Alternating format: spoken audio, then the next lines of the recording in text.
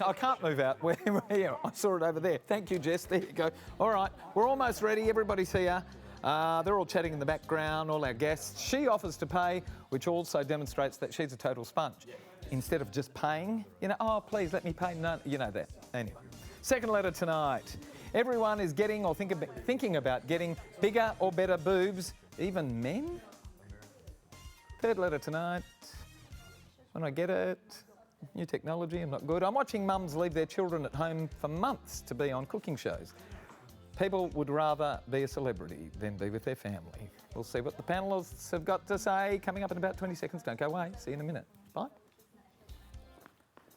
One big or small, would a miracle be nice? Our motley crew is back, churning out advice. You might even laugh a bit in the following half hour. Park your backside on the couch, 'cause baby, it's time for Sweet and Sour. Right here on Sweet and Sour. We still can't hear anything in the... It's all very dead. I can't hear anything. Welcome to Sweet and Sour, everyone. Lovely to have your company. Gary Mitchell with you. I still can't hear anything in here. Never mind. Who cares? You want to meet the guests. Here they are. My mate Bruce is here. Hello, mate. Welcome to Sweet and Sour. Thank you. Nice to have you after all these years of chatting about having you on the show. Been promising. Let's hope you are tonight. Mate, what's happening in the headhunting world?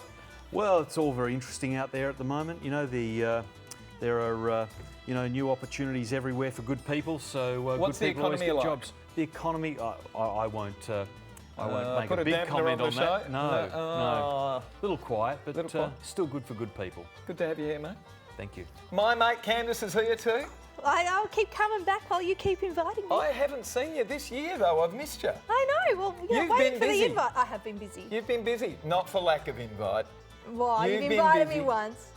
I'll take it. Well, it was a few weeks ago, and we wanted you every week since then as well.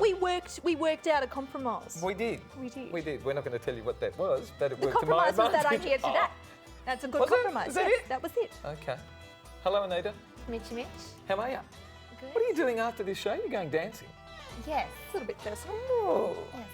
No, actually, remember I was going to get, remember we were going to open the show with a couple of dancers Yeah. at the front? Yeah. Yeah, you just all talk. It hasn't happened yet. Oh, hang on. You weren't on the show last week. What happened last week? We did a huge Zorba dance here. Oh, Thank you Zorba. very much. Oh, because of Greek Easter. No, because of the Greek Lenti that we had last week. Oh. And it was a huge celebration and all that sort of thing. It was fantastic. There were 20,000 people at Russell Square. 20,000 Greeks, mate. And we're going to do it every year because the last one was so They're successful. all firing You up missed it. their six cylinders. You So should have I invited can't me come back. last week. All right. I would have been involved. I can Zorba. Glenn was involved. Hello, Glenn. I was involved. I was Zorbering away. He was Zorbering away. You were indeed. I love a bit of Greek, Gary. And, don't act all shy. We've all been there. We've all been there. Well, welcome to the show, mate. Good to have you back. as always. I'm really glad that you think it's nice to have me back. I really appreciate that. It is. We all know anything could happen here. We've got to do some work. Yeah, come on, let's do some Dear work. Sweet and Sour. First letter from Jessica of Melville in WA. I'm a mum of 3 girls and was incensed by that idiot woman who has spent the last 2 years dating 3 times a week and then bagging all men insisting there aren't any keepers. The woman offends me. Did everybody see that news article? Yes. That was a while ago? Yeah. I keep telling my daughters not to chase love and it will find them when they least expect it. The young 25-year-old woman in question, in my mind, is a superficial, one-dimensional pants chaser whose problem simply is that she is the most boring woman in the country. I can't expect she has much to offer since she spends all her free time dating and doesn't have any interests other than pants chasing. Men don't want to be dated and trapped. Like women, men want to be charmed, infatuated, bedazzled, entertained, enticed, not sized up as prospects and categorised. On top of all of that, she says she offers to pay, which also demonstrates that she's a total sponge. People don't offer to pay anymore, they just pay. Please, panellists, let my daughters hear your views on why this woman is not any sort of role model and is nothing but a serial, superficial pants chaser. And also, please offer your views on what it is that makes a good and lasting union. As we said, Jessica of Melville in WA. Candice. Well, I have an interesting anecdote. I did something similar. Not over the course of 2 years. Dated for a particular period. For a month. Month is acceptable. I went on on a date with anyone who asked me politely and didn't send me any crude pictures. I decided that I would... What did you do with those ones? Flick them off pretty quickly. All right, okay. And No wonder I never got a shot. anyone between the age of 18 and 50, was 24 years old at the time, and I... And 50? Yes, because I was opening my horizons to see what I liked and what I disliked in a romantic partner, and I didn't want to, I guess, be so narrow-minded, and I felt that there was an issue with myself that was the reason why I hadn't found a lasting relationship. Did you come to the same conclusion as this woman? That No, they're all losers? I found the love of my life. After the month had As soon as finished. you open your horizons enough, you eventually find the woman of your life. Oh, okay. Perhaps, but yeah, I did this for a month, and after I basically finished it up and was thinking, oh well, at least I know what I like and dislike, then the very next person who came along was my darling. It works for some. Fantastic. Bruce, what's wrong with this woman?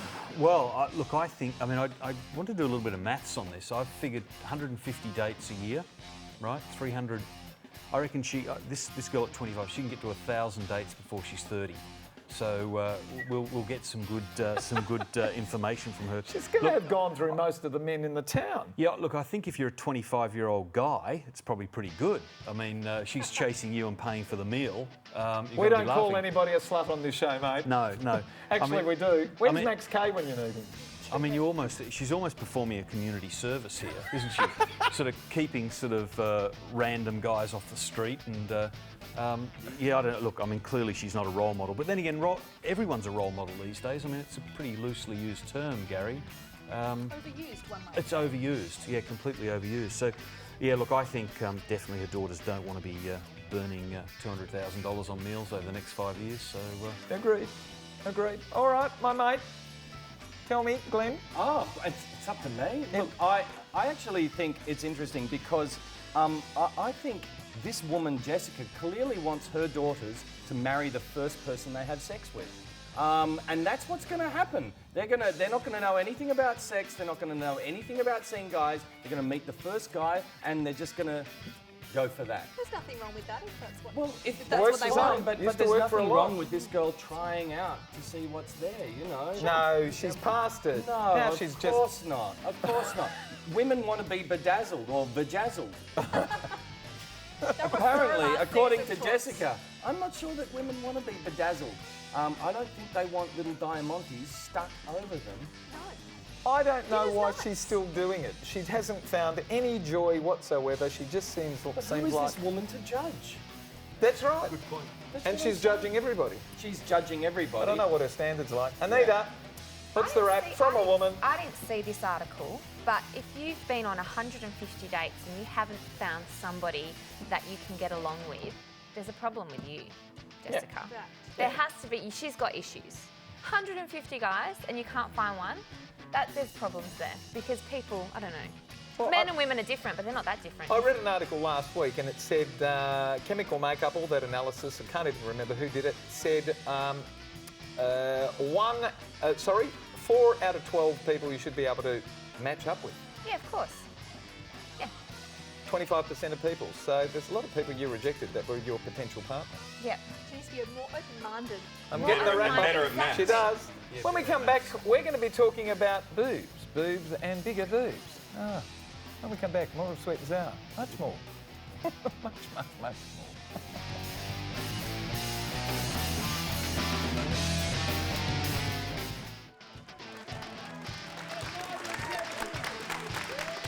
Welcome back to Sweet and Sour. If you'd like to send us a letter, what was it? Never mind. If you'd like to send us a letter, send it to Sweet and Sour. There it is, letters@sweetandsour.net.au. You can also look us up on our website, which is sweetandsour.net.au. You can Facebook us, say hello there, and tweet us as well.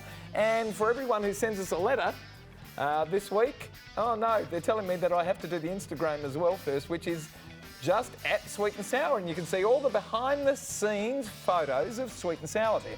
That's what I was getting to. Boy Choir is the film we're sending you to this week. For all the letter writers who get their letters discussed by the panellists, courtesy of Natalie Cameron at NRC Communications. Here we go with our second letter of the night, entitled Boobs Up. Hello, everyone. Boobs, boobs, boobs. Oh, we were going to get you to sing that. Never mind. Boobs, boobs and bigger boobs. We live in a very strange era where we are obsessed by boobs. The bigger the better. Everyone is getting or thinking about getting bigger or better boobs. Even men. I don't know whether that's true. It's just become an accepted idea in our society. Totally normal. But it's really a very odd cultural phenomenon. We humans do this every so often, but we don't acknowledge it's odd unless it's pointed out to us. These are bits of flesh on our chest that already stick out beyond our body. And because we have this notion that bigger protrusions at the front make us more attractive, we've become obsessed. It's exactly the same as the Maasai women of Africa wearing neck rings to stretch their neck length because they think longer necks make them more attractive. I'm writing to you because I need to dissuade my 16-year-old daughter, who is caught up in this boob culture, from even thinking about a boob job. She's too young, too self-conscious, too caught up.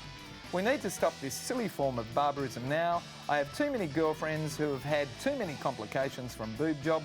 What can I say to my beautiful 16-year-old who is already 10C? Kelly of Bunbury, WA? Glenn, what would you say to a beautiful 16-year-old girl? Gary, I could listen to you read that letter like for 24 hours straight, I think. It took me to a place, and it's a place that I really enjoyed being. And I think the thing is, I understand because I am also a 10C. And I understand, yeah, have a feel, it's all right, you know. No, I better not do that. So I understand what's going on here. The thing is, for me, from a personal perspective, is I love all boobs. And I think most blokes, boobs don't have to be big. And I think you should counsel your daughter that she's only 16. Give her boobs a chance to be themselves, to be what they're going to be. Don't get the operation that sort of makes them into something different. Frankenboobs, as they're sometimes known in the industry. And so I think it's important that she's left with her own boobs and counsel her out of this. What I would do is get some really terrible photographs, there must be plenty on the internet, and just say, I'll look at some surgeons with you and look at some of the work, and then let's just show her the dodgy work and all of that sort of stuff. Heavens knows, there's a lot of TV shows with, you know, dodgy work on boobs and everywhere else. And I think that's the way, is to turn her off it through violent images. Clever move, clever move. Have you ever entertained the notion of wanting bigger, better? You've never needed to, that's fine. No. Easy for some, isn't it? 10C is not small. It's not like she's a double A or anything. But I disagree with this. I think it's not about boobs these days. I think What's it about? It's It's about the changing, isn't it? bottom. It's about the Brazilian word for bottom, which is bunda. Oh, I think that's what you were telling me in the beginning. Is I get bunda is the Bunda. the Brazilian It means bottom, Brazilian doesn't it? form for bunda. Bunda. And I think people, especially guys and girls, they're more obsessed with big, round booty. When It's all did this about the phenomenon base. start? I think with Jennifer Lopez and the Kardashians, it's just Beyonce. I mean, you got to have a little bit of junk in the trunk. A junk in the trunk. Bruce, are you a bunda man or are you a boob man? Difficult question, Gary. I'm still lost in the first sentence. The word boobs 3 times out of 5 words, and then again in the next sentence. So I sort of got a bit lost, really.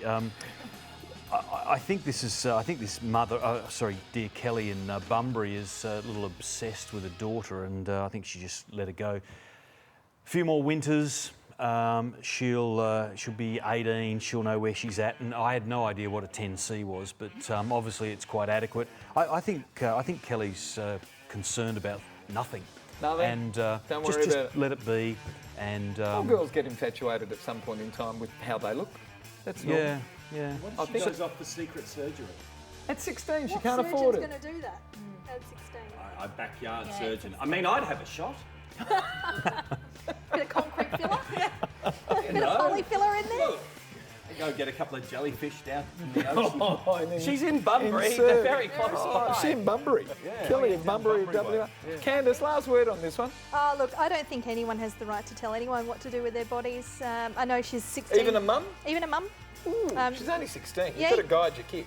You can guide them and you can advise them, but you can't make expectations of what anyone to do with anyone. They might get bigger, they might not get bigger. She needs to come and make her own decision in her own time, and either way, she needs to own that decision. And if she does decide when she's 18, 21, 31 that she does want to have a boob job and she asks you for help, then you should help her research a good, reputable surgeon. She can't do anything without her parents' consent until she's 18. At least 18. So Except you've got get nothing to married. worry about no, until she needs then. the parents' consent there She too does. as well. Yes, she does Yeah. in this country. So I don't think you have anything to worry about in the meantime. You've got 2 years to chat. Yeah, I wouldn't it's up even to worry her. about it. I'd just say smile and nod and say sure. And there's chicken fillets. What? Chicken Correct. fillets? Oh, they're great. If she wants bigger boobs. If she wants bigger boobs. When we come back, we're going to be talking about, are families the priority of today's society or not? Don't go away. More chat. Sweet and sour. Chicken fillets. How is that? Chicken, sweet and sour vegetables, sweet and sour TV show, Gary Mitchell. Yeah, that's definitely my favourite.